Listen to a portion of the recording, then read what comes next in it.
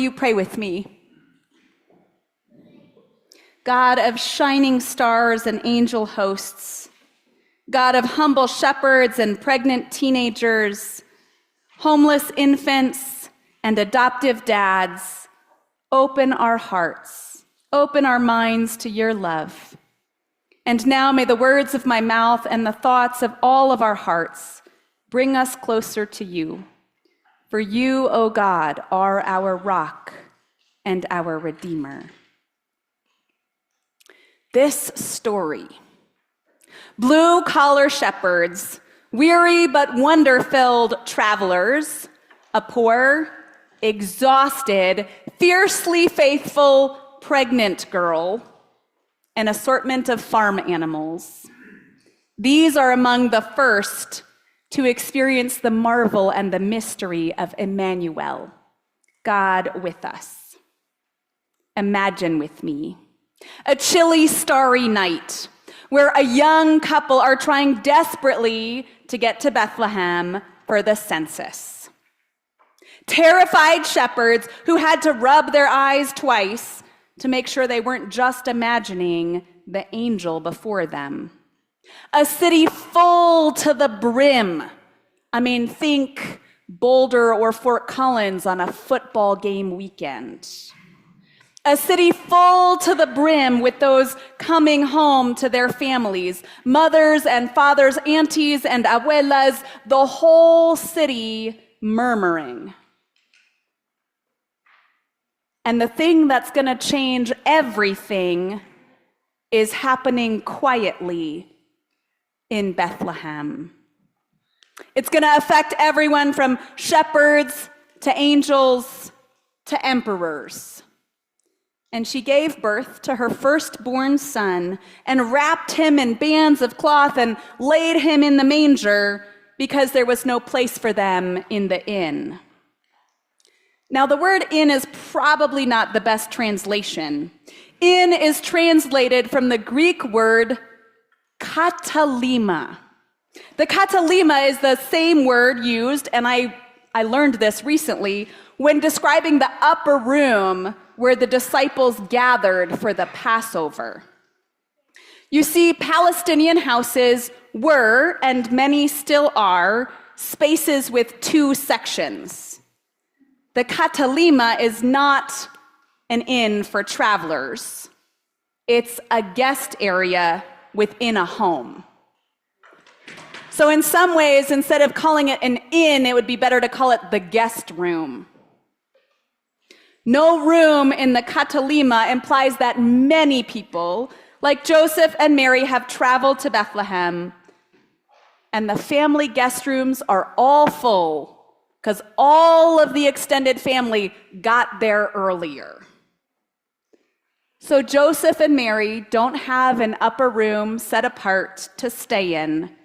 They are staying with the family itself, in the main room of the house, on the ground floor. That space where the animals, often a family's most prized possessions, are brought in at night. That's where Mary gives birth. Not set apart, but in the family room.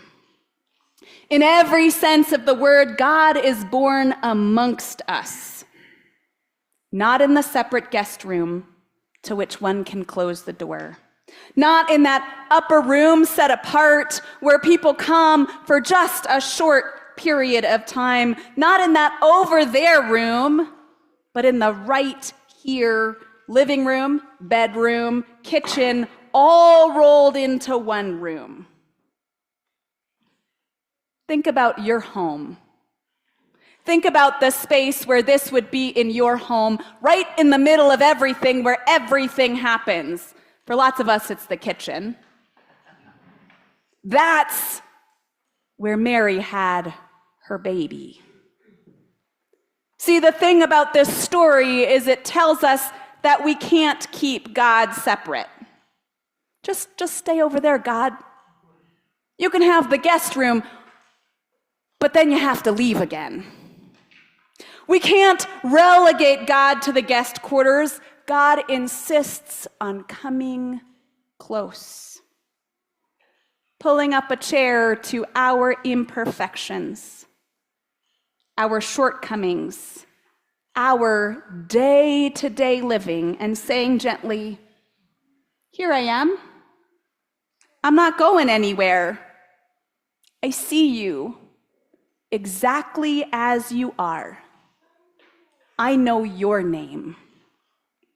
On that night, so long ago, God, love, showed up in the common, everyday, center of life place, in a common, everyday event, birth. We tell the story every year, and yet we forget sometimes the miracle of it, that God actually decided to be born as a human being. Surely it would have been more fun as something else, a dolphin or an eagle. Or God could have chosen something inanimate, stardust, wind, common dirt. God could have stayed at a distance, tucked away somewhere in the far-off reaches of the cosmos. Sounds a lot less messy. Instead, God decided to be born to a teenage Galilean girl in a precarious marital situation, vulnerable to oppressive and imperialist Roman powers. God decided to be born in a place rife with conflict, then and also today, 2,000 years later. In a harsh economy, in a divided land, God decided to be born, and not even in the guest room. God decided to come as close to us as possible. If this is our story from 2,000 years ago, where is God being born now? Where is that close to us place where God is showing up and saying, "I'm here. I'm not going anywhere. I know your name"?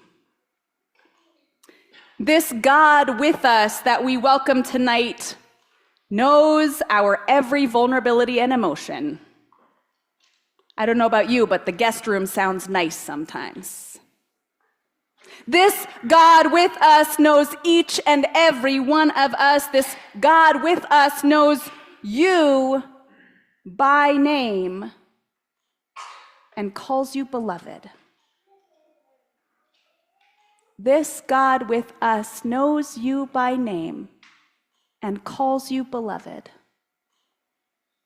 This is the mystery and the very common, close wonder of our Christmas story. God is with us, not apart from us, not at a distance, but right here in this very room where God sets a table for us, for you. As we prepare to receive God's gifts, I offer this invitation and blessing from the writer Jan Richardson. And she says, "You hardly knew how hungry you were to be gathered in, to receive that welcome that invited you to enter entirely. Nothing of you found foreign or strange, nothing of your life that you were asked to leave behind or to carry in silence or shame. Tentative steps became settling in, leaning into the blessing that enfolded you, taking your place in a circle that stunned you with its unimagined grace. You began to breathe again, to move without fear, to speak with abandon the words you carried in your bones that echoed in your being. Love knows your name. And so once more you learned to sing. But the deal with this blessing is that it will not leave you alone. It will not let you linger in safety, in stasis. The time will come when this blessing will ask you to leave. Not because it's tired of you, but because it desires for you to become the sanctuary that you have found. It desires for you to become the sanctuary that you have found, to speak your word into the world like the shepherds, to tell what you have heard with your own ears, seen with your own eyes, tasted with your own lips, known in your own heart, that love knows your name. So, God's beloved, let us prepare to come to this table, knowing that we are loved, named precious child of God, because you are welcome and more than welcome here. Amen.